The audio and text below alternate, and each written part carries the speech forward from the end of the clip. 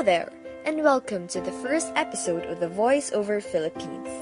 In today's episode, we will dig a little deeper and discover things never known to humankind before about the second female and at the same time 14th President of the Philippine Republic, former President Gloria Macapagal Arroyo.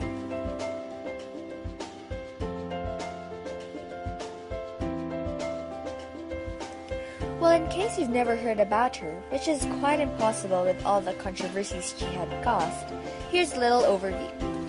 Gloria Macapagal Arroyo was born on the 5th of April in the year 1947. She's a Filipino politician who served as the 14th President of the Philippines from 2001 to 2010. She was the first duly elected female Vice President of the Philippines, making her the 12th from 1998 to 2001. And is currently a member of the House of Representatives representing the 2nd District of Pampanga. She was the country's second female president after Corazon Aquino and the daughter of former President Diosdado Macapagal.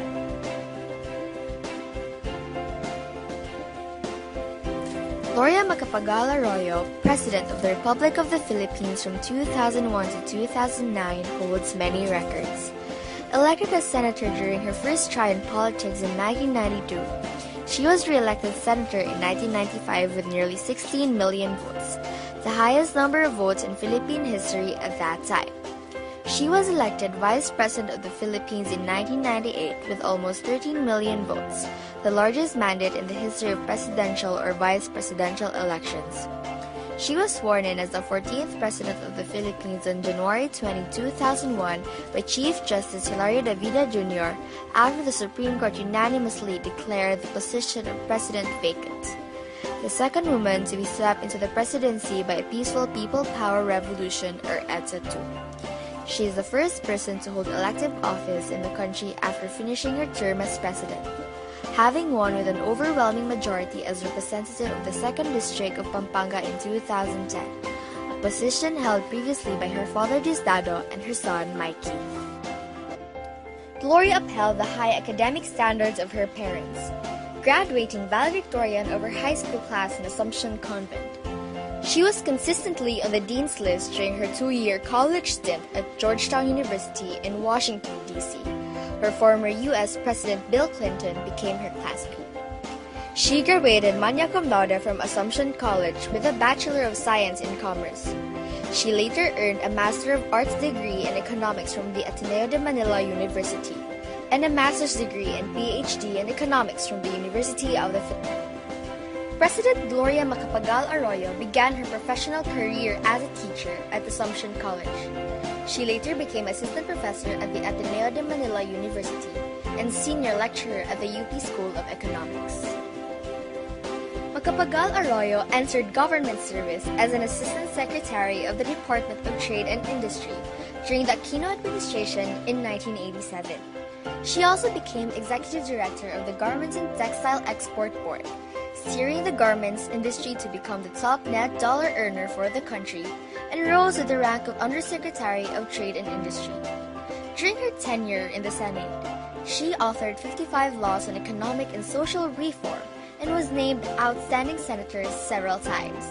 When she was elected Vice President, President Joseph Estrada appointed her as a concurrent Secretary of Social Welfare and Development, a post she held until her resignation from the cabinet in October 12, 2000. President Macapagal Arroyo is married to lawyer businessman Jose Miguel Tawasan Arroyo of Binalbagan, Negros Occidental, the grandson of the late Senator Jose Maria Arroyo of Iloilo. Together, they have 3 children. For 9 years, Gloria served the country as the second female president of the Philippines. But within that long term in office, she successfully made Philippines one of the most corrupt nations in the world due to a lot of speculations and scams that arose, which involved great amount of money. At this point, we will further discuss about the hidden dirty works she made during her term. North Rail Project on February 26, 2004, Finance Secretary Juanita Matong entered into a buyer credit loan agreement with the Export-Import Bank of China, which agreed the Philippine government a $400 million facility to finance the construction of the North Rail project. The project aims to provide mass transportation services between Metro Manila and Central and Northern Luzon and is a major component of the administration's strong Republic mass transport system. Critics, however, alleged that the agreement is grossly disadvantageous to the government.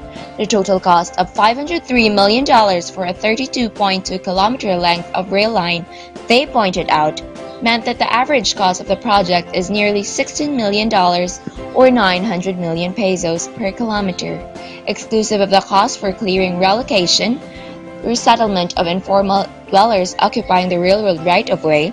The interest rate on the loan of 3% per annum is also much higher than the rate on other packages that the Philippines could have availed itself of. Critics also scored at the fact that under the agreement, the China National Machinery and Equipment Corporation, a Chinese corporation, was designated as the prime contractor for the project without public bidding. This, critics claim, violates Philippine laws on public bidding. Malacanang, for its part, claimed that the negotiated procurement was justified because this was part of an executive agreement between China and the Philippines. NBN-ZTE scandal. Manila, Philippines President Gloria Macapagal Arroyo was more than just a witness to the signing of the scandal-ridden $329 million of the National Broadband Network deal with Chinese firm ZTE Corporations. Documents show that when Transportation and Communications Secretary Leandro Mendoza signed the deal on April 21, 2007 at the Haikou International Airport in Hainan, China, he did so on behalf of the President. Ms. Arroyo on April 20, 2007 signed a special authority allowing Mendoza to sign the deal on her behalf. Ms. Arroyo issued the special authority despite information relayed to her on irregularities that surround the project. Romulo Neri, then Director General of the National Economic and Development Authority, said he informed Ms. Arroyo of a $200 million bribe offered by then Commission on Elections Chairman Benjamin Abalos to secure NEDA endorsement of the NBN-ZTE deal, according to transcripts of his testimony at the Senate. Neri, the transcripts said, relayed the information to Ms. Arroyo before the President flew to China at midnight on April 21 to attend the BAO Forum to be present at the signing of the ZTE contract. She, Ms. Arroyo, told me not to accept it, Neri told senators according to the transcript of his testimony. In an interview with radio station DZRH on February 23, Ms. Arroyo said she received information on anomalies in the deal from someone on the eve of her trip to China. According to GMA News, Hello Garci refers to the alleged wiretap conversations where vote rigging in the 2004 elections was discussed by, among others, a woman presumed to be President Arroyo and man presumed to be Comelec Commissioner Virgilio Garciliano. Ironically, the controversy that nearly toppled the Arroyo administration started at the palace, when presidential spokesperson Ignacio Bonilla released CDs of the Hello Garci conversations on June 6, 2005. Days later, former NBI Deputy Director Samuel Ong presented what he claims to be the mother of all tapes of all the wiretap conversations. The revelation spawned House and Senate investigations, as well as calls for President Arroyo's resignation. The President was steadfast in her refusal to step down. She admitted talking to a Comelec official during the canvassing period and apologized for her lapse in judgment in making such a call. However, she qualified that the conversations occurred after the votes had been counted, and she was careful not to name the Comelec official. Garciliano's whereabouts became unknown after the Hello Garci CDs came out. There had been rumors that he slipped out of the country. He resurfaced more than 5 months later, admitting that he had conversed with President Arroyo during the canvassing period, after the votes had been counted. He denied that President Arroyo instructed him to cheat in the 2004 elections. He had since appeared in House hearings on the wiretapping controversy. At this juncture, we will present the different contributions and achievements Gloria made during her term as president. Starting with the 12.7 million votes that she received, which is the most number of votes for vice president in history. She had more than twice the votes of the nearest rival, and the margin between was the largest margin attained for any position in Philippine electoral history, over 7 million votes.